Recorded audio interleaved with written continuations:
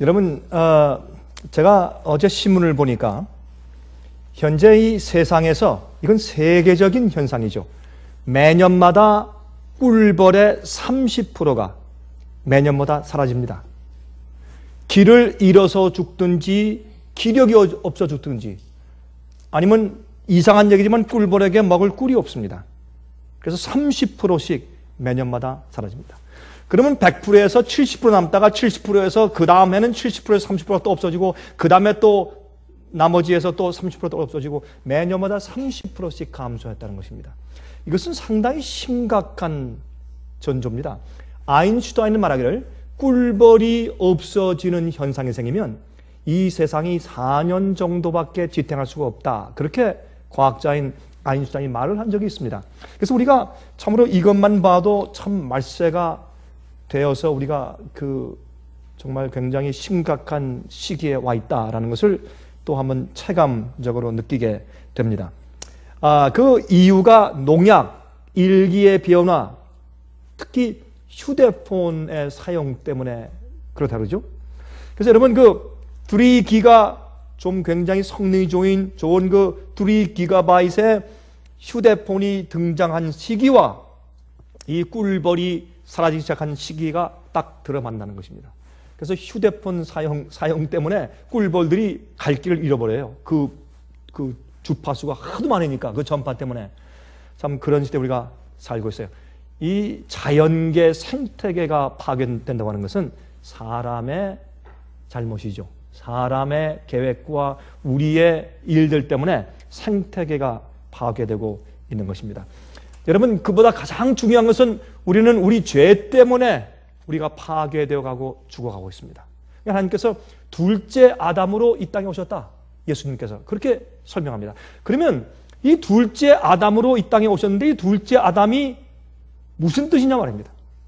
우리 첫째 아담은 알죠. 에덴 동산에 있었던 우리 인류의 시조 첫째 아담이 범죄였습니다. 그 범죄한 결과가 영향이 우리까지 미쳤습니다. 그래서 예수님께서 이 땅에 둘째 아담으로 오셨습니다. 첫째 아담 때문에 죄가 들어왔습니다. 첫째 아담 때문에 죽음이 생겼습니다. 첫째 아담 때문에 우리가 다 죄인의 속성을 가지고 태어나게 되었습니다. 그런데 둘째 아담 때문에 우리가 구원받게 되고 의가 들어옵니다. 그러면 첫째 아담과 둘째 아담, 첫째 아담과 마지막 아담을 했습니다. 특별히 로마서에는 마지막 아담을 했어요. 그러면 그 고린도 전서 말이죠. 그러면 예수님이 마지막 아담, 둘째 아담이다. 무슨 뜻이냐 말입니다. 근데 신약에 이 말을 가지고 신학적으로 이 첫째 아담, 둘째 아담을 이렇게 연결 지어 가지고 첫째 아담 때문에 그 후손들은 무조건 죄인 되었다. 그렇게 하기 시작했습니다. 그렇게 되면은 우리가 첫째 아담과 둘째 아담의 그 논리를 그렇게 적용시킨다면 첫째 아담 때문에 우리가 무조건 다 죄인 되어버렸다면 그렇게 적용시킨다면 그러면 둘째 아담 예수님 때문에 우리가 무조건 다 의인 되어야 합니다. 맞습니까? 논리가 맞습니까? 아니요. 그렇게 따진다면 그 논리가 맞는 겁니다. 첫째 아담 때문에 우리가 전부 다 죄인 되었다 해버리면 둘째 아담 예수님 때문에 우리가 무조건 다 의인 되어야 합니다. 그래야 이 논리가 맞는 것입니다. 근데 첫째 아담 때문에 우리가 무조건 죄인 되었고 둘째 아담 오셨을 때 둘째 아담은 우리가 선택하고 우리가 믿음으로 굴복해야 의인 되고 이렇게 해버리면 그 논리의 앞뒤가 맞지가 않게 되는 것입니다. 그러면 둘째 아담과 첫째 아담은 왜 성경에 말씀하냐 말입니다. 왜 첫째 아담이 있고 둘째 아담, 마지막 아담이라는 얘기를 왜 하셨냐 말입니다. 그 중요한 성경의 원래 의미를 벗어나서 이것을 가지고 신학적인 논쟁을 하려고 하기 때문에 제가 이 말씀을 드리는 것입니다. 그러면 이건 사실은 말이죠. 만약에 아담 때문에 우리가 다 죄인으로 태어나고 다 죄인 되었다 해버리면 예수님 둘째 아담이 오셔서 우리 죄를 위해 돌아가셨기 때문에 우린 어떻게 해요? 다 믿든지 안 믿든지 무조건 다 의인 되어야 합니다. 그래야 앞뒤의 논리가 맞는단 말입니다. 그러므로 그렇게 해석하고 적용시키면 신학적으로 문제가 생겨요. 논리적으로 문제가 생깁니다. 그러므로 우리가 사도 바울이 고린도전서와 고린도전서 15장과 로마서 5장에 기록한 첫 번째 아담과 두 번째는 아담인 예수님의 우리에게 끼치신 영향에 대해서 사도 바울이 무엇을 말하려고 하고 있느냐, 또 무엇을 말했느냐, 그것을 우리가 성경적으로 이해해야 할 것입니다. 그 문맥을 따라서. 그렇지 않으면 잘못된 혼돈되는 신앙 논쟁에 우리가 휘말려서 전혀 사도 바울이 말하려고 했던 뜻이 아닌 다른 의미를 이해하게 될 수 있다, 그 말입니다. 그런데 이 둘째 아담 문제를 연구하면 이 속에 참 감동적인 그런 의미가 들어있는 것입니다. 제가 그것을 좀 설명하려고 합니다. 자, 예수님은 둘째 아담이시다. 이게 무슨 뜻이냐라는 것을 알기 위해서 구약에 있는 룻기에 나타난 이야기로부터 시작해서 풀어보아야 옳다고 생각합니다. 여러분, 룻기를 보시면 거기에 아주 아름다운 며느리 얘기가 나오고 참 훌륭한 시어머니 얘기만 나옵니다. 여러분, 어떤 사람들 말이죠, 룻기 읽으면서 얘야, 며느리야, 보라, 이게 며느리야. 그런데 중요한 것은 나오미가 또 중요해요. 시어머니가 중요해요. 그러니까 좋은 며느리가 중요하지만 또 좋은 시어머니가 있어야 돼요. 그 나오미가 얼마나 감동을 끼쳤으면 그 룻이 말이죠, 어머니 가는 곳에 나도 가고 어머니 죽는 곳에 나도 나를 물을 것이고 어머니 백성이 나의 백성 되고 어머님 하나님이 나의 하나님 될 것이라, 내가 어머니를 떠나면은 하나님께서 나를 저주하실 것이라, 그런 얘기를 다 했어요. 이건 놀라운 얘기예요. 여러분, 시어머니와 며느리는 이런 얘기하기가 아주 어려운 관계입니다. 여러분, 저와 동의하십니까? 여러분들은 다 좋은 며느리, 시어머니들이라 별로 아멘 소리들 안 하시네. 그거 나오미처럼 되는 건 당연하지 않겠습니까? 생각하시지 모르지만, 여러분, 시어머니와 며느리는 참 그 어려운 관계죠. 그렇죠? 시어머니는, 며느리를 딸처럼 여기기가 어렵고, 또 며느리는 시어머니를 어머니처럼 여기기가 어려운 관계가 시어머니와 며느리 관계입니다. 그런데 이렇게 되기까지는 이 뒤에는 무엇이 작용했느냐면 신앙이 작용했습니다. 이 룻이 이러한 간증과 이런 고백을 한 이유는, 어머니 따라갈 이유가 전혀 없어요. 자기 남편은 죽었어요. 이제 시어머니 따라갈 이유가 전혀 없어졌어요. 그냥 다른데 재취를 하면 되는 것이에요. 그런데 재취가 아니죠. 다시 시집 다시 가면 되는 거예요. 그러나 시어머니를 따라가겠다고 이렇게 얘기한 것은 그 안에는 내용을 읽어봐도 무엇입니까? 신앙이에요. 그는 내 시어머님이 섬기는 하나님이 참 하나님이시다. 이스라엘의 여호와가 온 우주의 전 세계의 모든 종교의 참 하나님이시구나. 그걸 깨달은 것이에요. 그래서 그는 시어머니 나오미의 하나님을 쫓기로 그가 결심하고 헌신한 것입니다. 그것이 배경입니다. 근데 그렇게 해서 이제 왔습니다. 그것은 우리가 깨닫는 것과 우리가 결심하여서 회개하여 주 앞에 나오는 것을 상징합니다. 주님의 교회 속으로 들어오는 것을 상징하죠. 근데 이제 와서 보니까 어떤 입장이 있습니까? 와서 보니까 어떻게 해요? 피폐해 있어요. 자기가 원래 가지고 있던 땅이 옛날에 장사하다가 안 돼서 망해서 땅까지 팔아서 하다가 또 망해서 땅을 남한테 다 빼앗겼기 때문에 먹을 것이 없으니까 모압으로 이사를 갔어요. 근데 모압에 갔다가 모압에도 먹고 살기 힘들고 남편 죽고 또 자식들 죽고 하니까 이제 며느리 2명은 가라니까 다 갔어요. 그래서 룻만 데리고 이제 가죠.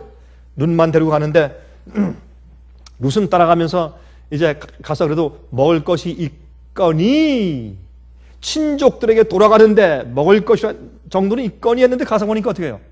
땅도 없어, 쌀도 없어, 아무것도 없는 거예요. 그렇죠? 그래서 어떻게 합니까? 가서 이삭 줍는 연이 됩니다. 추수하는 사람들 뒤에 따라가면서 남겨진 것들을 줍는 것입니다. 그래서 이스라엘 백성들에게 하나님께서 주신 그들의 풍습 가운데 하나가 어떻게 해요? 추수할 때는 몽땅 다 짚지 말아라. 좀 남겨둬라. 좀 뿌리고 가라. 그래서 나그네나 불쌍한 사람이나 거지들이 다니면서 그것을 집어서 먹게 하기 위해서 좀 추수하다가 남겨두라고 그렇게 이제 말씀한 것을 우리가 성경에서 읽는 것입니다. 그래서 이삭 줍는 영이 되었습니다. 그런데 여러분 아시다시피 그 당시에 이스라엘의 그 풍습 무엇입니까? 기업 물어주는 자가 있습니다. 그것을 뭐랍니까? 리디머. 그게 구속주입니다. 예수님은 우리의 구세주, 구속주입니다. 그게 리디머입니다. 이 리디머라고 하는 말은 바로 그러한 도로 물러주는 자라, 그런 뜻입니다. 그래서 가나안에서 땅을 팔았어요. 와보니까 땅이 내 것이 아니고 남의 것이 되어버렸어요. 그 땅에 농사지어서 먹을 것을 낼 수가 없습니다. 마치 우리가 죄를 범하고 주의 계명을 범함으로 우리가 죄 때문에 이 지구의 기업을 마귀에게 빼앗겨 버렸습니다. 이 지구의 찬탈자인 마귀에게 권리를 넘겨줘 버렸습니다. 마귀는 이 지구가 내 것이다 라고 당분간 주장하게끔 만들어준 것입니다. 그래서 이럴 때 이 지구를 도로 우리에게 물러주는 자가 필요해요. 우리 죄를 씻어주시고 구속해서 이 지구를 도로 물러주는 리디머, 구속주가 필요한 것이에요. 자, 그래서 예수님께서 둘째 아담으로 구속주로 오신 것입니다. 첫째 아담은 어떻게 해요? 이 지구의 기업을 마귀에게 빼앗겼고, 예수님은 그 기업을 도로 찾아서 우리에게 물러주시기 위해서 오신 분이란 말입니다. 그래서 그 당시에 도로 물러주는 그 풍습 가운데 무엇이 있습니까? 가장 가까운 친척이 그 땅의 값을 도로 물러주고 땅을 값을 지불하고 그 땅을 갖다가 잃어버린 그 가까운 친척에게 도로 물러주는 것입니다. 그것이 도로 물러주는 것입니다. 자, 그러면 이 보아스가 가까운 친척이죠, 나오미의. 근데 보아스보다 더 가까운 친척이 있었습니까, 없었습니까? 있었습니다. 근데 그 가까운 친척이 어떻게 해요? 나는 물어주지 않겠다 라고 신발을 벗어줬어요. 그는 그 당시는 나는 이거 상관이 없다. 난 이제 끝이다. 난 물러주지 않겠다고 결정한 것입니다. 그래서 그 다음 제일 가까운 보아스가 그 땅을 물어줬습니다. 그리고 이방인이 회개해서 이스라엘의 여호와를 따라온 그 아름다운 며느리 룻을 자기 아내로 취해서 그 자손 가운데 태어난 사람이 누구라고요? 이세. 그 아들이 누구예요? 다윗. 그 자손에서 태어난 자가 누구예요? 예수님이었습니다. 그렇죠? 그것이 룻기의 이야기입니다. 그러므로 이 땅을 도로 물러주는 일을 하는 자가 둘째 아담이에요. 자, 그런데 예수님께서 우리 이 빼앗긴 땅과 우리의 영생을 도로 찾아주기 위해서 오셨는데 누가 되셔야 합니까? 우리와 가장 가까운 친척이 되어야 돼요. 여러분, 만약에 어떤 사람이 땅을 다 빼앗기고 이제 먹고 살 길이 없는데 그 땅을 물어주기 위해서 가장 가까운 친척은 누굽니까? 네, 바로 형제입니다. 어떤 형제, 형이, 동생이 내가 해주겠소 나오면 그보다 더 가까운 친척은 없어요. 그것을 형제가 해주는 것이지. 그래서 예수님께서 여러분과 저 이렇게 타락한, 여러분, 인류가 타락한 다음에 4,000년 이후에 그 당시에 예수께서 인간의 육신을 쓰고 성육신해서 오심으로 우리 인간이 타락한 타락의 모든 영향과 유전법칙의 결과와 연약성을 그대로 다 받으신 채 인간이 되셔서 오심으로 우리와 한결같이 같은 시험을 받으시되 한 번도 죄를 범하지 않으시는 생을 사심으로 예수님이 여러분과 저의 한 형제가 되신 것입니다. 그래서 예수님께서 여러분 히브리서 2장 보면 우리를 형제라고 부르시기를 부끄러워하지 아니하셨다라고 말씀한 것입니다. 그 예수님의 성육신입니다. 그리고 예수님께서 둘째 아담 되신 것은 여러분과 저의 가장 가까운 우리의 피와 살을 나는, 여러분 로마서 1장 말씀하기를 다윗의 혈통에서 나셨다. 다윗의 피와 살을 나누시고 태어나셨다. 그러므로 예수님께서 둘째 아담 되셔서 여러분과 저의 형제가 되신 것입니다. 실제로 피와 살을 나는 한 인간이 되어 오셔서 우리를 구속하셨단 말입니다. 그것이 둘째 아담을 얘기하면서 사도 바울이 설명해 주려고 하는 액면인 것입니다. 그 중점인 것입니다. 자, 이제 히브리 2장을 좀 펴서보도록 하겠습니다. 히브리서 2장 14절부터 18절까지 있는 말씀을 읽겠습니다. 히브리서 2장 14절부터 18절까지 한번 읽어보도록 하십시다.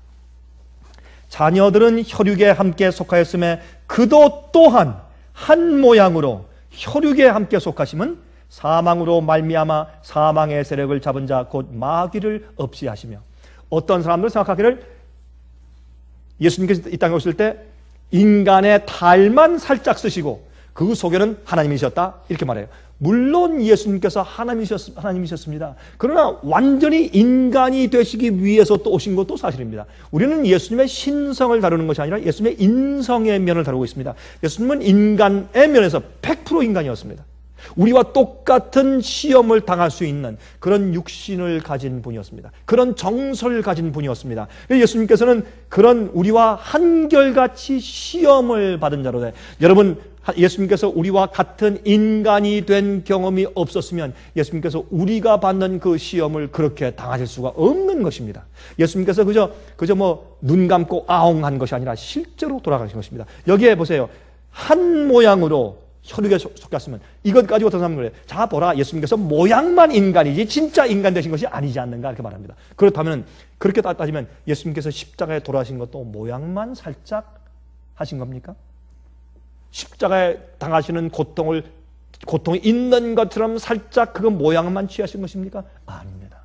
예수님은 속속들이 인간이 당해야 할 그 죽음과 죄를 대신 지시는 고통을 예수님께서 감당하신 것입니다. 여러분, 죄를 진 것은 무엇입니까? 내 죄를 내 것으로 해줄게 말만 하는 립 서비스가 아닙니다. 죄를 대신 지는 것은 무엇을 포함합니까? 우리가 죄를 지었을 때 당하는 죄책감을 포함합니다. 우리가 죄를 지었을 때 당하는 불행한 마음을 포함합니다. 우리가 죄를 지었을 때 갖는 소망이 없어지는 마음을 포함합니다. 우리가 죄를 지었을 때 가지는 주님의 은혜가 없이 완전히 처절하게 정죄받은 상태의 그 마음도 다 포함하는 것입니다. 그래서 예수께서 대신 우리 위해서 다 지신 것입니다. 죄가 되셨어요. 죄 자체가 되셨어요. 우리가 의가 되게 하기 위해서. 예수님께서 모양만 하신 것이 아니라 우리 정말 인간이 되셨다라는 것을 한 모양으로 그렇게 표현을 했단 말입니다. 한 모양으로 혈육에 함께 속하심은 사망으로 말미암아 사망의 세력을 잡은 자 곧 마귀를 없애하시며, 예수께서 이 땅에 오셔서 어떻게 했어요? 첫째 아담이 마귀한테 굴복해서 넘어진 것을 예수님께서는 그 마귀를 쳐서 복종시키고 마귀와 마귀의 일과 마귀의 파워를 멸하시고 정복하기 위해서 둘째 아담으로 오신 것을 설명하는 것입니다. 또 죽기를 무서워함으로 일생에 매여 종노릇하는 모든 자들을 놓아주려 하시미니, 여러분, 우리는 얼마나 두려움 가운데 살아요. 아유, 내가 저거 못하면 난 죽지, 저거 잃어버리면 죽지, 이 사람 나를 사랑하지 않으면 난 죽지, 나 저거 없으면 죽지, 이거 내가 이루지 못하면 죽지, 저 자리 얻지 못하면 죽지, 내가 이 인정받지 못하면 죽지. 우리는 모든 세상에는 사망을 두려워하는 무서운 마음으로 살고 있어요. 그래서 어떻게 해요? 계속해서 마귀의 인도와 속임수와 마귀의 함정에 항상 우리는 노예가 되어서 질질 끌려가고 있단 말입니다. 여러분, 하나님은, 성경에 말하기를 하나님은 이 땅에 있는 임금보다 하나님은 더 크신 분이라고 그랬어요. 그래서 우리가 주님 안에서 구속받으면 더 이상 이 마귀의 임금과 세상을 두려워하지 않고 죽음을 두려워하잖아요. 그래서 절대로 끌려가는 일이 없습니다. 그러므로 종노릇하는 또 죽기를 무서워함으로 일생에 매여 종노릇하는 모든 자들을 놓아주려 하심이니, 이는 실로 천사들을 붙들어 주려 하심아니요 천사의 본성을 받은 것이 아니요, 영어 성경에 그랬죠. Nature of angel을 받은 것이 아니요 오직 아브라함의 자손을 붙들어 주려 하심이라.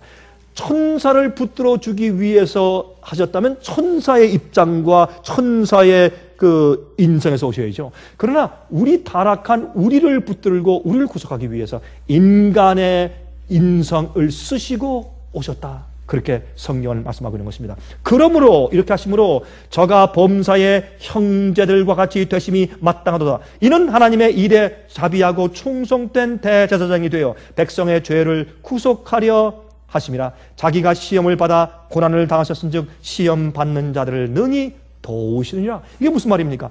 왜 둘째 아담입니까? 첫째 아담처럼 인간이 되셨어요. 타락하기 이전의 아담이 아니고 둘째 마지막 아담이니까 타락한 이후에 4,000년 이후에 유전적인 법칙을 다 받으시고 오시는 진짜 인간이 되셨다고 해서 성경은 이 바울은 히브리서에서 고린도전서 15장에서 로마서 5장에서 둘째 아담이라고 강조를 하는 것입니다. 그러면 거기서 또 무슨 말을 지금 하려고 하는 것이 로마서에서 지금 사도 바울이 무슨 말을 하려고 하는 것입니까? 그것을 제가 조금 이따 말씀을 좀 드리겠습니다. 무슨 말을 하려고 지금 하는 것인가? 이 바울이 예수님께서 시험을 받아 고난을 당했은즉 시험 받는 자를 능히 도울 수 있어요. 우리 같은 처지에서 시험을 받는, 유혹을 받는 경험을 하지 못하셨으면 우리를 어떻게 도와줄 줄을 아실 수가 없는 것입니다. 그렇죠? 자, 인류의 조상 첫째 아담이 범죄함으로 이 지구의 기업을 잃어버렸습니다. 그래서 기염 물러줄 자가 오셔야 할 필요가 생긴 것이라 그 말입니다. 근데 문제는 이 지구를 도로 물러주기 위해서 돈으로가 아니라 그 말입니다. 이 지구를 도로 사는데 얼마 들까요? 제가 이렇게 쭉 살펴보니까 요즘에 그 미국에서 말이죠, 이 베일 아웃 마니, 구제 금융 안으로 돈을 막 푸는데 뭐 $1 trillion, 1조 달러는 그저 무슨 옆집에 무슨 뭐 강아지 이름 같아요, 요새. 막 돈을 찍어서 막 뿌리니까 말이죠. 근데 $1 billion, 1조 달러가 얼마인지를 보니까 이 100불짜리 그 달러 있죠? 그걸 갖다가 쌓아서 이렇게 쭉 쌓아서 올라가니까 에베레스트 산의 높이의 144배예요. 이 지구에서 가장 높은 그 에베레스트 산보다 144배로 올라가야 돼요. 100불짜리로 1조를 쌓으려면. 어마어마한 숫자예요. 그걸 지금 미국에서 막 찍어서 막 남발하니까 여러분 앞으로 이제 미국의 경제 엄청날 겁니다. 이게 지금 베일 아웃만이 막 뿌리니까 지금 조금 연장돼가지고 이제 이게 뒤집어질 때 굉장할 겁니다. 그걸 우리가 준비해야 될 것입니다. 그런데 얼마를 줄까요? 뭐 10조 달러, 100조 달러를 주고 이 지구를 도로 물을까요? 그 문제 없죠. 뭐 돈으로 한다면 예수님께서 뭐 1초 안에 하시겠죠. 그러나 그게 문제가 아니라 빼앗긴 지구의 기업을 도로 물러주기 위해서 가장 가까운 친척 형제가 되어주셨는데 무엇을 해야 하냐? 죄를 승리해야 돼요. 마귀가 계명을 어기며 죄를 져서 마귀의 말을 신뢰해서 넘어졌기 때문에 이젠 마귀의 말을 신뢰하지 않고 마귀의 능력을 승리하고 마귀의 유혹과 모든 그런 그 기만들과 모든 함정을 승리하는 경험을 해 보여야 합니다. 첫째 아담이 실패한 그 장소에서 둘째 아담은 승리해야 돼요. 첫째 아담은 아주 아름답고 문제가 없는 에덴 동산에서 했는데 예수님은 4,000년 이후에 퇴폐되고 아주 악해진 이 지구에 오셔서 똑같은 시험을 견뎌서 죄 짓지 않는 모습을 보여주셔야 하는 것입니다. 그것이 이 지구를 빼앗긴 지구의 기업을 도로 무르는 그런 일이 된다 그 말입니다. 그게 증명돼야 돼요. 그래서 우리 인간들이 말이죠, 마귀의 시험을 받아도 그 시험에 넘어가지 않고 죄를 짓지 않고 하나님의 계명을 순종하며 의롭게 살 수 있다라는 것을 증명해 보이시고, 그렇죠? 그건 하나님으로서 할 수 있다가 아니에요. 인간으로서 할 수 있다는 걸 보여줘야 돼요. 그 다음에 하나님께서 내가 했으니 너희도 할 수 있어 라고 교회에게 용기를 주고 같은 성령을 부어줘서 교회가 할 수 있는 것을 마침내 보여줄 때 그때 이 지구의 기업이 물러지는 것입니다. 그 일을 하러 둘째 아담이 오신 것이죠. 여러분 보세요. 요한복음 14장 30절 31절을 말씀했어요. 이후에는 내가 너희와 말을 많이 하지 아니하리니 이 세상 임금이 오겠습니다. 그러나 저는 내게 관계할 것이 없으니, 이게 무슨 말이에요? 마귀가 예수님 속에서 유혹하고 시험해서 이길 만한 발판이 있습니까? 없습니까? 전혀 없습니다. 예수님은 항상 아버지께 커밋되어 있고 굴복되어 있고 아버님의 영에, 아버님의 역사하심에 꽉 채워져 있는 충만한 자이기 때문에 마귀에게 결단코 내어줄 발판이 없는 것입니다. 그래서 이 지구에 임금이 오겠지만은 나와는 아무 관계할 것이 없다. 오직 내가 아버지를 사랑하는 것과 아버지의 명하신 대로 계명대로 행하는 것을 세상으로 알게 하려 함이로다. 내가 이것 때문에 세상에 왔다. 라고 딱 말씀했어요. 나는 이 세상에 첫째 아담과 온 인류를 넘어뜨려서 범죄하게 한 그 마귀와 나는 전혀 상관없이 아버님의 명령대로만 사는 것이다라는 것을 보여주기 위해서 이 땅에 왔다. 그렇게 말씀했단 말이에요, 이게 성경에. 이것이 이 지구의 기업을 도로 물러주는 역사인 것을 우리가 보게 되는 것입니다. 예수님께서 광야에서 40일 동안 금식하시면서 시험 당하셨죠? 당하실 때 성경은 뭐라고 합니까? 예수님께서 자원해서 유대 광야로 가시니라 그랬어요? 아니에요. 성령의 이끌림을 받아 가셨어요. 예수님께서 원하신 거 아니냐? 하나님께서 성령으로 가서 그런 힘을 받게 하셨어요. 왜요? 둘째 아담으로 이 지구를 구속하시는 역사 시작하는 것이에요. 예수님의 생애 가운데, 예수님의 역사 가운데 그 시작이에요. 무엇부터? 내가 왜 왔느냐를 보여주는 것이에요. 요단강에서 침례 받으시고 성령이 비둘기처럼 임하시고 메시아로 기름 붓듯 성령이 임하시고 어디에 있습니까? 사도행전 10장에. 그렇죠? 그래서 이제 다니엘서 9장에 있는 말씀처럼 말이죠. 예? 메시아가 기름 부음 받을 것이며 AD 27년도에 예수님께서 메시아로서 성령의 충만을 받고서 메시아로서 사명을 시작하실 때 제일 먼저 하신 것이 무엇입니까? 마귀와 싸워서 그의 유혹과 시험을 받으면서 범죄치 않는 모습을 보여줌으로 둘째 아담으로 시작하시는 것입니다. 그게 이 지구를 도로 물로 주시는 것이에요. 자, 그렇게 하실 때 보세요. 첫 번째 뭡니까? 돌을 떡으로 만들어 먹으라. 이게 뭐예요? 육체의 욕구예요. 우리 육체의 욕구가 지나칠 때는 하나님께서 뭐라고 말씀하시고 이거 안 보는 것이에요. 여러분, 예를 들어서 내가 배고프고 죽겠으면 하나님께서 먹으라 먹지 말라 하신 거 상관하지 않고 그냥 먹는 거지. 먹는 게 더 중요하니까 내가 당장 살아야 되니까. 인간의 육체의 욕구가 하나님의 뜻과 주님의 명령보다 더 크단 말이에요. 이것이 죄인의 속성이에요.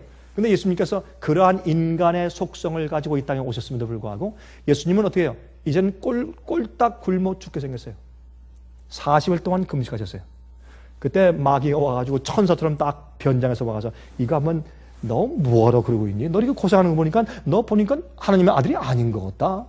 하나님 아버지가 널 버린 거 아니냐? 참 이상하다. 왜 그래? 무슨 이유로 굶주리고 있어? 이거 저 보니까 여러분 유대 광야 가면 말이죠. 이 돌들이요. 푸석푸석한 돌 그걸 뭐라 그러죠? 그 누런 돌. 예? 그런 돌들이에요. 그래서 그런 누런 돌들 가지고 집들도 많이 지었어요. 그 예루살렘에 가면. 근데 그 돌들을 보면 어떤 돌들은 진짜 우리 한국말로 쇼빵 같아요. 쇼빵. 생긴 모양이 진짜 쇼빵 같아. 참 맛있게 생겼어요. 예? 그냥 눈에 보니까 전부 떡이고 전부 빵이라. 만들어 먹어라. 너 괜히 헛고생하고 있다. 이럴 때 예수님께서 마귀야 물러가라. 사람이 떡으로만 살 것이 아니라 내 아버지 입에서 나오는 무엇으로? 말씀으로 살 것이라. 이게 무슨 말인가 하면 내 아버지께서 먹어라. 성령으로 내가 이끌려 와서 금식하라고 했으니까 아버지께서 됐다. 내가 너의 헌신과 너의 사업을 내가 받아들인다. 용납한다. 라고 아버지께서 말씀하실 때까지 난 죽어도 안 먹는단 말입니다. 그러면 뭘 보신 것입니까?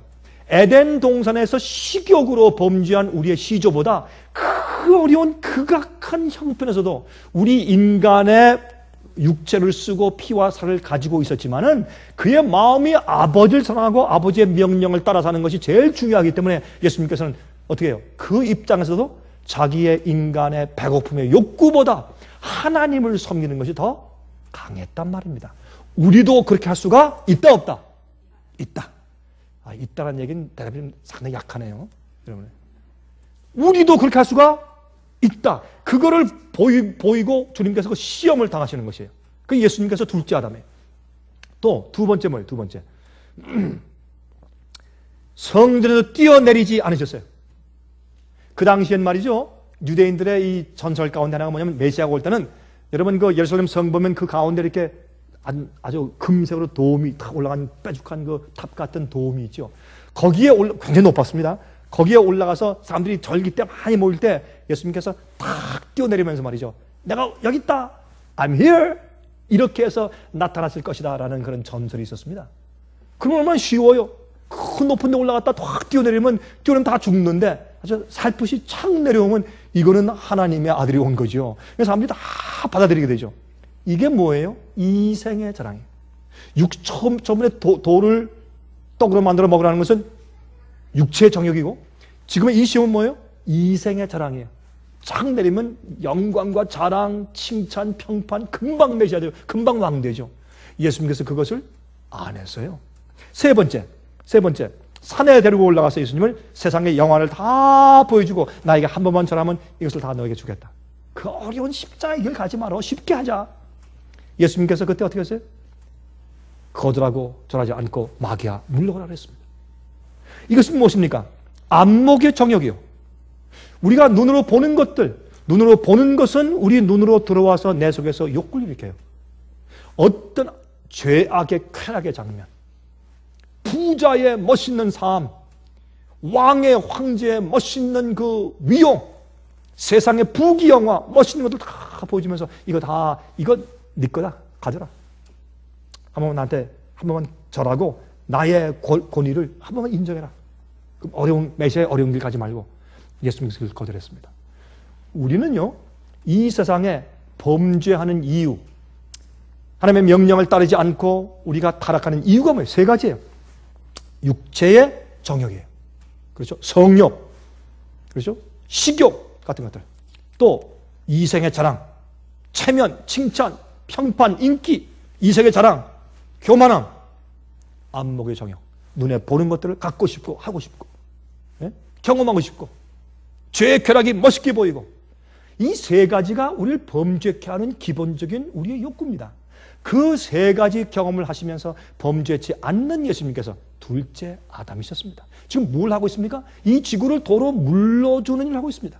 우리를 빼앗긴 지구와 빼앗긴 인류를 도로 물으시는 그런 구세주의 역할을 하는 것입니다. 자, 요한일서 2장 15절부터 17절에 다음과 같이 말씀했어요. 이 세상이나 세상에 있는 것들을 사랑하지 말라. 누구든지 세상을 사랑하면 아버지의 사랑이 그 속에 있지 아니하니 이는 세상에 있는 모든 것이 육신의 정욕과 안목의 정욕과 이생의 자랑이니 다 아버지께로 쫓아온 것이 아니요 세상으로 쫓아온 것이라. 이 세상도 그 정욕도 지나가되 오직 하나님의 뜻을 행하는 일은 영원히 거하느니라. 예수님께서 이 인간의 기본적인 세 가지 욕구를 다 물리치시고 예수님께서 어떻게 해요? 하나님 아버지의 뜻을 행하는 것만 보여주심으로 이 지구를 구속하시는 것입니다. 그게 둘째 아담입니다. 자, 그러므로 예수님의 승리는 예수를 따르는 사람들도 그렇게 할 수 있다라는 것을 보여주신 것이라 그 말입니다. 여러분, 구원은 말이죠. 그래서 요한계시록 12장 17절 보면 여자의 남은 자손이 특징이 뭐예요? 하나님의 계명을 지키고 예수의 증거를 가지고 있어요. 계명을 지키고 예수 증거를 가지고 있어요. 이게 뭐예요? 예수께서 행하신 그 일을 그들도 하는 것이죠. 세상을 승리하고 마귀를 승리한다는 것이죠. 구원은 용서만으로 이루어질 수가 없습니다. 여러분, 알코올 중독자에게, 담배 피우는 골초에게 오케이, 내가 용서해 줄게. 걱정하지 마, 내가 덮어주고 용서해 줄게. 그러면서 알코올 중독자가 그냥 알코올 중독자로 살게 한다면 그건 구원이 아니에요. 지겨운 거지, 불행이지. 자기가 술 마시는 것을 끊고서 행복한 마음과 건강을 되찾아야 구속이지. 내가 너 용서할게, 걱정하지 마 해놓고 나서 그냥 술만 보면 못 견뎌. 그냥 또 마셔야 돼. 한 번은 말이죠, 제가 유명한 기독교 병원의 그 부원장이 한번 와서 강의를 듣는데 그 부원장이 이렇게 말했어요. 이 사람은 그 병원에서 술을 끊게 하는 이 알코올릭들을 위한 어떤 리해빌리테이션 센터 같은 거를 그 병원에서 운영하는 사람이에요. 이 사람이 옛날에 알코올 중독자였대요. 근데 와서 이제 목사를 앉혀놓고 이제 강의를 하는데 이런 얘기를 해요. 자기가 한 번은 술을 끊은 지가 한 7년 됐대요. 오래됐어요. 그리고 이제는 아주 훌륭한 그리스도인이고 이 기독교 병원의 원장이고 또 사람들에게 술을 끊는 것에 대한 클리닉에서 가르치고 그런 사람인데 한 번은 자기가 말이죠, 이제 하이웨이 이제 잘 타고 막 운전하는데 갑자기 자기 마음속에 맥주, 밀러타임 그러죠. 무슨 버타임 이러잖아요. 그 술, 맥주를 마시고 싶은 욕구가 막 올라오는데 견딜 수가 없더래요. 17년 후에. 17년 동안에 알코올 한 방울도 안 마셨는데 17년 후에 all of a sudden 갑자기 내 속에서 맥주 마시고 싶은 막 정신이 확 올라와서 자기도 모르게 액주로 나갔대요. 나가가지고 컨비니언스 가스스테이션 가가지고 보니까 맥주가 쫙 있는데 하나를 딱 골라가지고 이게 자기 정신이 나간 거예요. 이게 이분이 갑자기 욕구가 너무 심하니까 딱 붙잡아가지고 카운터에 가서 놓고서 지갑을 꺼내서 돈 내려고 하다 보다 내가 지금 뭐 하는, 무슨 짓 하고 있는 거야? 얼른 뛰어나오고서 차에 들어와서 하나님이시여, 나는 이렇게 주님의 은혜와 성령의 도우심 없으면 나는 마귀와 시험과 이런 것을 내 조상의 그 속성을 내가 승리할 가능성이 전혀 없는 인간입니다. 날 도와주십시오. 하나님께 눈물로 기도했대요. 예? 우리 속엔 그런 게 있어요. 이것은 우리가 첫째 아담이 범죄함으로 우리가 자동적으로 그 죄의 책임과 정죄를 받고 죄인 된 것이 아니라 그 죄의 속성과 연약성, 영향이, 결과가 내게 들어와 버린 것이에요. 그래서 우리가 속절 없이 죄를 지으며 살게 되어버렸단 말이에요. 그러면 우리 아버지와 조상이 죄를 졌으므로 내가 멸망하는 것입니까? 에스겔서 18장엔 그렇게 말씀하잖아요.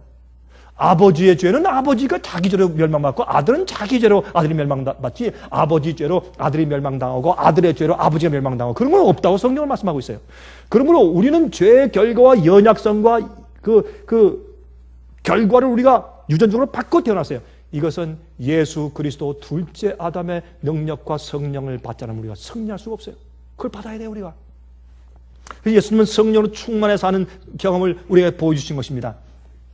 그러므로 여러분, 그렇게 하지, 그 병이 치료되어서 그렇게 하지 않고 살 수 있게 되어야 그게 구원이지. 내가 용서만 할게 하면 전 그런 종교 싫습니다. 예? 골초면 내가 끊으려고 해도 끊을 수가 없어요, 담배. 나중에 내 이 허파가 시커매질 때까지 그걸 피워서 폐암이 걸릴 때까지 계속 펴야 하는. 예? 필 땐 좀 좋은 것도 아주 기분 나쁘고 옆에 있는 사람들 기분 나쁘게 하고 말이죠. 냄새 항상 나고 나 그런 거 싫습니다. 내가 골초라면 주님께서 골초의 병을 치료하시면서 구속하세요. 그게 구원이지. 그렇죠? 그 둘째 아담은 우리를 구속하시기 위해서 오신 것입니다.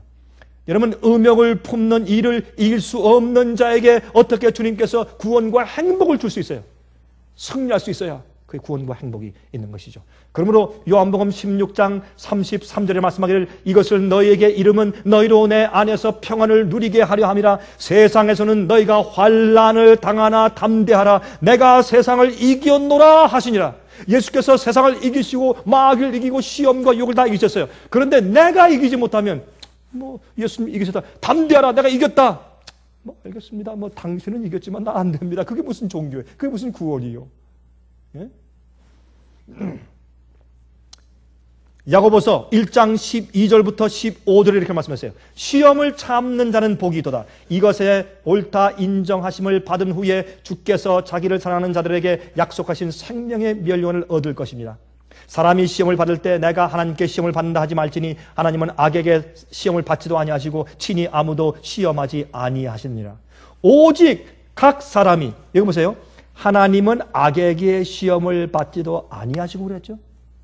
예수님이 이 땅에 오셔서 하나님으로 사셨어요. 그런데 예수님께서 우리와 한 가지로 모든 일에 시험 받은 자로 돼 죄를 짓지 않았다고 말씀했어요? 아니죠. 예수님은 우리같이 인간이 되어서 인간으로서 시험과 유혹을 받으시고 승리하는 경험을 하심으로 우리를 이해하시는 것이죠. 그러니까 그렇죠? 말씀이 분명하죠. 그리고 보세요. 오직 각 사람이 시험을 받는 것은 자기 욕심에 끌려 미혹됨이니 욕심이 잉태한 즉 죄를 낳고 죄가 장성한 즉 사망을 낳느니라. 그러니까 무슨 말입니까? 우리가 유혹받는 것은 내 속에 있는 죄성과 죄의 본성이 마귀가 만들어준 환경이나 마귀가 보여주는 것이나 마귀가 속삭이는 것이나 모든 이런 유혹과 시험을 통해서 충동당하는 것이죠. 그렇죠? 그러므로 우리 속에 죄에 대한 욕심과 경향이 있다고 성경은 말하는 것입니다. 자, 고린도전서 15장 45절 기록된 바 첫사람 아담은 산 영이 되었다 함과 같이 마지막 아담은 살려주는 영이 되었나니. 여러분, 아담은 태어날 때부터 성령이 충만한 죄 없는 완전한 인간으로 태어났어요. 살아있는 영혼이 되었죠. 산 영이 되었다. 그런데 예수님은 산 영일 뿐더러 어떤 분이에요? 살려주는 영이에요. 그래서 아들이 있는 자에게는 무엇이 있어요? 생명이 있어요. 자, 로마서 5장 이제 가봅니다. 로마서 5장 12절부터 18절 보십니다. 이러므로 이제 본론으로 이제 결론이에요. 끝나면서 제가 말씀드리려고 하는 그 마지막 결론에 이제 본론을 말씀드립니다. 이러므로 한 사람으로 말미암아 죄가 세상에 들어오고 죄로 말미암아 사망이 왔나니 이와 같이 모든 사람이 죄를 지었으므로 사망이 모든 사람에게 이르느니라. 아담이 범죄함으로 우리가 그 영향력으로 썩을 몸 육체를 태어났지만은 우리가 죽고 멸망당하는 것은 내가 내 지은 죄로 멸망당하는 것입니다. 그래서 모든 사람이 죄를 지었으므로 그랬어요. 사망이 모든 사람에게 이르렀느니라. 죄가 율법 있기 전에도 보세요. 에녹이 그 전에 죄를 지었겠죠. 그러나 회개하고 용서받았어요. 그리고 하나님과 동행하는 300년의 생활을 살았어요. 300년 동안 실수한 경험이 있었을지 모르지만 그러나 마지막 살아서 승천할 때 죽음 맛보지 않고 승천했을 때 그는 끊임없이 계속적으로 하나님의 뜻대로 살고 마귀에게 절대 굴복지 않은 생활을 살았을 것이에요. 그러면 인간으로 태어났는데 죄의 속성을 가지고 태어났지만은 죽음 맛보지 않고 사망에 이르지 않은 사람이 있었습니까? 성경에 있었어요? 없어요? 아니 지금 에녹이라는 얘기를 했는데 또 답변을 안 하시네. 에녹 맞습니까? 에녹은 사망을 맛봤어요? 안 봤어요? 사망 맛보지 않았어요. 하늘로 그냥 갔어요. 그렇잖아요? 우리가 태어난 자체가 그게 죄니까 그러면 네가 멸망당하는 거죠. 그러면 안 돼요. 자기가 자기 죄로 멸망당하는 성경을 설명하고 있어요. 엘리야 죄의 속성으로 태어났어요? 그렇습니까? Yes. 사망 맛보지 않고 하늘로 승천했습니까? 엘리야? Yes. 그럼 어떻게 설명해요 이걸? 그러므로 여러분 나는 아담 때문에 나 죽고 아담 때문에 정죄받는 죄인 된 거예요. 아니에요. 내가 지은 내 죄 때문에 사망에 이르고 내가 지은 죄 때문에 멸망당하는 것이에요. 성경 사도 바울은 그렇게 설명하고 있어요. 그 다음에 죄가 불법 있기 전에도 세상에 있었으나 율법이 없을 때에는 죄를 죄로 여기지 아니하느니라. 그러나 아담으로부터 모세까지 아담의 범죄와 같은 죄를 짓지 아니한 자들 위에도 사망이 왕노릇하였나니 아담은 오실자의 표상이라. 잘 보세요. 그래도 하나 좀 오해합시다. 그렇다고 에녹이 구세주가 필요 없었습니까? 필요했어요. 엘리야가 구세주가 필요 없었어요?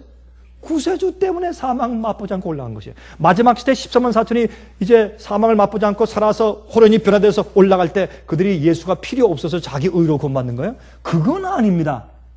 그렇죠?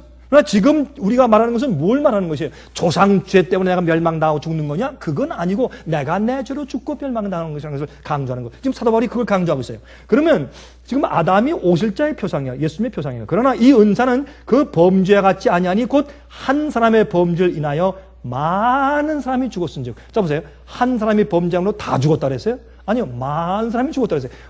아담이 범죄함으로 그 죄의 결과, 영향과 죄의 속성이 유전적으로 전가됨으로 많은 사람이 죄를 짓기에 쉬워지고 다 죄를 져버렸어요. 그러나 그 죄 지은 사람들 가운데도 용서받고 구원받는 사람이 많이 있잖아요. 그러나 많은 사람이 악인이 되어 죽으니까 많은 사람이 죄인 되었다고 설명해서 다라고 안 그랬어요?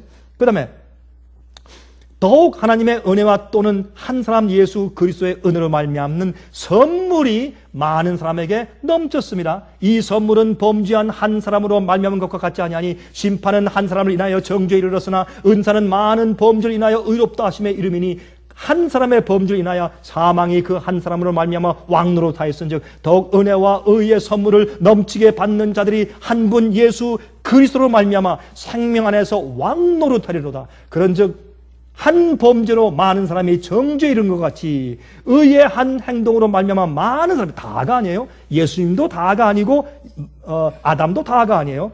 아담의 한 범죄로 많은 사람이 정죄에 이른 것 같이 의의 한 행동으로 말미암아 많은 사람이 의롭다 하심을 받아 생명에 이르렀느니라.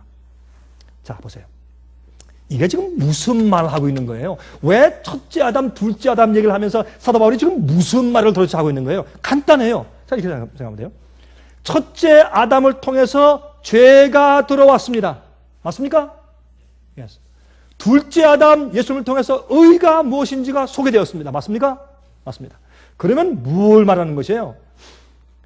첫째 아담을 통해서 죄와 사망이 들어왔는데 예수님을 통해서는 의와 승리와 복음과 능력이 들어왔단 말이에요. 그러면 첫째 아담과 둘째 아담은 신학적인 논쟁인, 그러므로 첫째 아담을 통해서 우리가 전부 다 죄의 책임을 다 받고 태어나고 우리가 정죄받고 아담이 범죄한 것을 우리도 똑같이 범죄하는 것이다, 이렇게 하는 신학적인 논쟁을 만들려고 하는 것이 아니고 아담 때문에 죄의 영향력이 모든 인류에게 다 미쳤다, 그걸 말하려고 하는 것이에요. 그렇죠? 신학적인 논쟁을 가지고 할 필요가 없는 것이에요. 그러면 두 번째로 둘째 아담 예수를 통해서 의가, 성령의 의뢰, 의가 모든 사람의 그 영향력이 다 미쳤다. 아담의 범죄 결과로 모든 사람들에게 영향력이 다 미쳐서 간 것처럼, 그렇죠? 아담이 범죄했으므로 그 죄로 우리가 죽는 건 아니지만 아담이 범죄한 결과 영향력이 모든 인류에게 다 미친 것처럼 예수님의 십자가의 하나의 의로운 행동, 그 의 때문에 그 의가, 그 영향력이 모든 인류에게 다 미쳤다.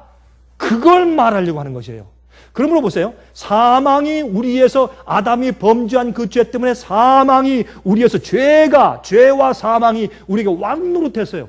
우리가 죽음의 두려움에 끌려 노려 살았는데 예수님의 승리를 보니까 아니네. 예수님의 은혜가 또 뭘 한다? 왕노릇한다. 그러므로 아담이 범죄한 죄성의 영향력을, 결과를 우리가 받아서 힘들지만은 예수님을 구세주로 받아들이고 성령을 받으면 예수님의 그 의의 능력이, 은혜라고 말하는 그 은혜가 또 우리 속에서 뭐 할 수 있다? 왕노릇할 수 있다. 이거를 강조하기 위해서 첫째 아담, 둘째 아담을 지금 이 사도 바울이 계속 설명하고 있는 것입니다. 그렇게 이해하면 간단해요. 이거를 신학적으로 사람들이 자꾸 이용을 하고 있어요. 그렇게 하지 말아야 할 것입니다. 지금 사도 바울이 지금 무엇을 말씀하고 있는 것을 우리 알아야 할 것이에요. 그러므로 죄의 힘보다 은혜의 힘이 더 강하다. 그리고 죄가 더한 것에 뭐가 더 많다? 은혜가 더 많다. 자, 그러면 우리가 은혜 가운데 있다고 죄를 더 지으려요? 그럴 수 없느니라 라고 사도 바울이 말하고 있잖아요. 우리가 그러므로 은혜를 더 많이 받기 위해서 죄를 더 많이 짓자, 그런 뜻이 아니죠. 죄의 파워가, 내가 내 조상에서 죄의 나쁜 경향들과 결과를 더 많이 받았으면 받았을수록 은혜의 힘은 그보다 더 크다. 그걸 지금 말하려고 하는 것이에요. 그게 사도 바울의 이 로마서 5장의 결론입니다. 자, 이것을 우리가 영어로 뭐라 그래? 그것을 펀치라인이에요. 펀치라인. 어떤 얘기를 쭉 전개 나가다 맨 마지막에 그러므로 이 사람들아 빵빵빵 땅땅땅, 이게 펀치라인이에요. 그러니까 그 펀치라인이 뭐예요? 죄가 왕노릇하던 것에 은혜가 왕노릇한다. 그 은혜는 더 크다, 더 세다. 네가 항상 죄를 30년 동안 지어와서 그래서 은혜의 힘은 더 커. 이렇게 말하는 것이 바로 사도 바울의 여기에 결론이라고 말입니다. 5장에. 여러분, 1960년대 초기에 말이죠. 애틀란타 가까운 곳에 한 언덕에 납치범들이 이 바르바라 맥콜, 젊은 여자를 갖다 붙들었어요. 플로리다에 그 당시에 존 맥콜 씨가 큰 갑부였어요. 그 딸을 갖다 바르바라 맥콜을 붙잡아가지고 납치해가지고 애틀란타 가까이 있는 언덕에 땅을 파고요. 거기에 나무로 관을 짜고 거기에 여인을 갖다 넣고 그 다음에 거기다가 이제 못으로 관을 다 팔았어요. 못을 다 받고 거기서 구멍을 뚫어가지고 빨대를 이렇게 해가지고 이 나무 밑에 파묻어 버렸어요. 이 실제된 사건이 그 당시 1960년대 미국에서 떨어져 시작했어요. 파묻어 놓고 거기에 빨대를 이렇게 해서 숨만 쉬게 만들었어요. 깜깜한 데서 죽질 않아요. 그러나 완전히 죽음 가운데 있는 것이에요. 이것이 예수님 없는 인간이에요. 그렇게 되어 있을 때 이제 이 전화로 납치범들이 아버지한테 전화했습니다. 당신 100만 불 현금으로 우리한테 어느 장소에 어느 시까지 전달하지 않으면 당신 딸이 지금 죽어가는 그 장소가 어딘지 전혀 모를 것이요. 그래서 이 여인은 말이 빨바라는 말이죠. 아버지가 과연 날 위해서, 그 당시 100만 불은 굉장히 큰 돈이었습니다. 아버지가 나를 위해서 100만 불을 지불해 줄까? 내가 언제 이 사망의 몸에서 누가 나를 건져낼 것인가? 예? 소리 지르면서 그는 그 어둠 가운데 겨우 숨만 쉬면서 누워있는 것이에요. 우리 인간들은 말이죠. 사는 것이 사는 게 아니에요. 예수님 안에서 생명이 있어야 사는 것이지. 그렇죠? 많은 사람들은 어둠 가운데 그저 숨만 쉬고 있어요. 그게 사는 게 아니에요. 아들이 있는 자에게 생명이 있다고 성경을 말씀하는 거죠. 그래서 누워있을 때 아버지가 100만 불을 주니까 그 사람들이 어디에 있습니다. 이 아버지는 사람들 데리고 쫓아가서 땅을 파보고 그 관 뚜껑을 여니까 거기에서 이 바르바라가 아빠! 부활한 것입니다. 생명 가운데 들어간 것입니다. 물어봅시다. 여러분들이 이렇게 납치를 당하면 500만 불, 여러분들에게 500만 불을 건네주고 여러분을 살려줄 사람이 이 세상에 있습니까? 여러분 솔직히 없죠. 아마 어떤 분들은 5만 불 줄 사람도 없을지 몰라요. 5만 불. 500만 불은 그만두고 5만 불. 10만 불은요. 여러분 남편들이시요. 여러분 부인들이 저기 이렇게 돼 있는데 남친이 10만 불 하면 여러분 집 팔아서 갖다 줄 마음이 있습니까? 여러분 우리 부인들이시요. 남편이 거의 이제 그렇게 납치범 돼가지고 잘 됐다. 혹시 그러시지는 않겠나 모르겠네. 예? 남편이 위해서 있는 건 전부 팔아서 10만 불, 20만 불 갖다 줄 사람 있습니까? 여러분이세요. 우리는 이 죄의 문제에 우리를 도로 물러줄 자가 없이 우리는 속절없이 죽어가고 있을 때 예수님께서 하나님의 생명처럼 귀한 것이 이 세상에 있을까요? 하나님의 고통과 고뇌처럼 귀한 것이 이 세상에 있을까요? 하나님께서 당신의 고뇌와 고통, 생명을 주시면서 우리를 살리기 위해서 우리의 그 납치범의 대가를 갚아주기 위해서 둘째 아담으로 이 땅에 오셨다고 말해요. 인성을 쓰시고 오셔서 우리에게 그 값을 지불하셨는데 그것은 인간이 되어서 우리가 걸어가야 할 길을 걸으며 우리가 당할 시험과 유혹을 당하고 승리하는 그 모습을 보여주는 것이었습니다. 예수께서 실패한다면 예수님께서는 구세주가 될 수 없었고 예수님 당신 자신이 멸망당할 수밖에 없는 그런 일촉즉발의 위험한 모험이었습니다. 그러나 예수님께서 그 일을 행하시러 여러분과 저를 위해서 이 땅에 오신 것입니다. 그러나 그 성육신은 둘째 아담이라는 그 얘기는 우리 마음에 얼마나 큰 감동을 주어야 되는지 모르겠습니다. 그러므로 은혜도 보세요. 이는 죄가 사망 안에서 왕노릇한 것 같이 은혜도 또한 의로 말미암아 왕노릇하여 우리 주 예수 그리스도로 말미암아 영생에 이르게 하려 하느니라. 너희가 첫째 아담의 계명을 받아서 난 할 수 없다 하고 맨날 불평 불만 가운데 살지, 맨날 낭만 가운데 살지 걱정하지 말아라. 둘째 아담을 믿으면 너희가 아담에게서 받은 똑같은 영향처럼 둘째 아담은 예수님께로부터 성령과 은혜가 그의 의가 더 큰 힘으로 와서 너에게 왕노릇하고 너희를 도와줄 수가 있다. 이것을 설명하는 것이 바로 아담의 실패와 예수님의 의를 설명한 장면이라 그 말입니다. 그러므로 죄의 영향력의 파워와 은혜의 영향력의 파워를 지금 말씀하는 것입니다. 그러므로 예수 그리스도에서 받는 은혜의 파워는 더 세다. 우리 가끔 우리 어릴 때 우리 아빠는 말이죠. 너보다 더 세. 너 나 때렸지. 우리 아버지한테 나 잃을 거야. 우리 아버지만의 힘세 너. 그러잖아요. 우리 아이를 때리잖아요. 그 똑같은 거예요. 우리 예수님은 마귀 너 나 때렸어. 좋아. 우리 예수님이 간다 너. 이거. 예수님의 의와 은혜의 파워는 더 세단 말이에요. 그걸 좀 설명해 주고 있는 것입니다. 요한일서 4장 4절에 자녀들아 너희는 하나님께 속하였고 또 저희를 이기었으니 이는 너희 안에 계신 이가 세상에 있는 이보다 크심이라. 아멘 하세요?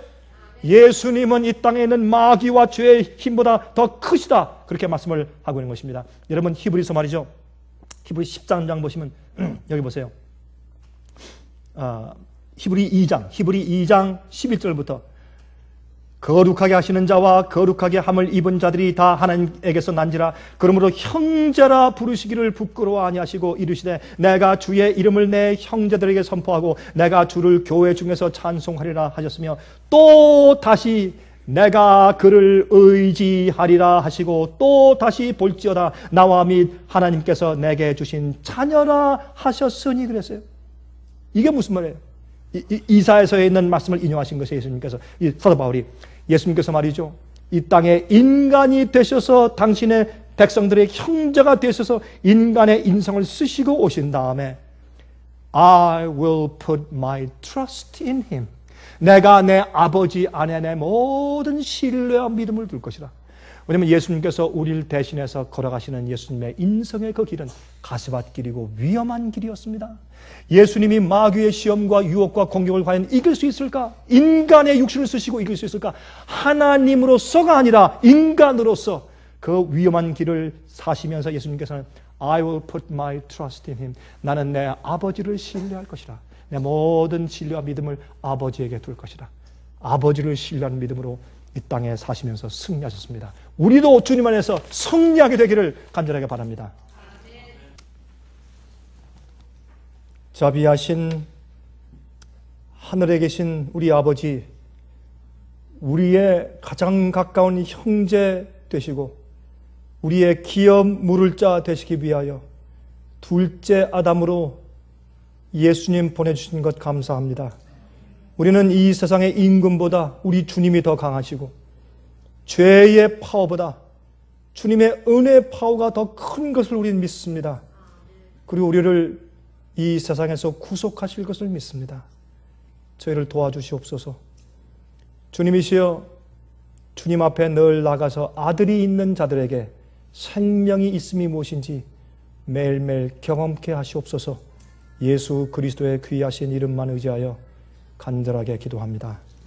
아멘. 은혜 많이 받으셨습니까?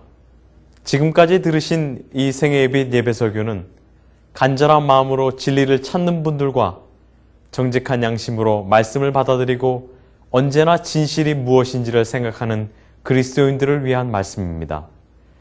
주변 가족들이나 친지들 중에 말씀을 사모하고 순결한 신앙을 갖기 소원하는 분들이 계시면 생애빛 예배설교 테이프를 소개해 주시기 바랍니다. 매주 원하시는 분들의 가정으로 직접 배달되는 생애빛 예배설교는 개인의 신앙 부흥이나 소규모 그룹 예배를 위하여 DVD와 CD로 제작되었습니다. 생애빛 예배설교 DVD와 CD를 원하시는 분들은 1877-704-1004 1877-704-1004 1004번으로 전화하여 신청해 주시기 바랍니다. 미국 동부 시간으로 월요일부터 금요일까지 9시에서 5시 사이에 전화해 주십시오. 그럼 다음 시간까지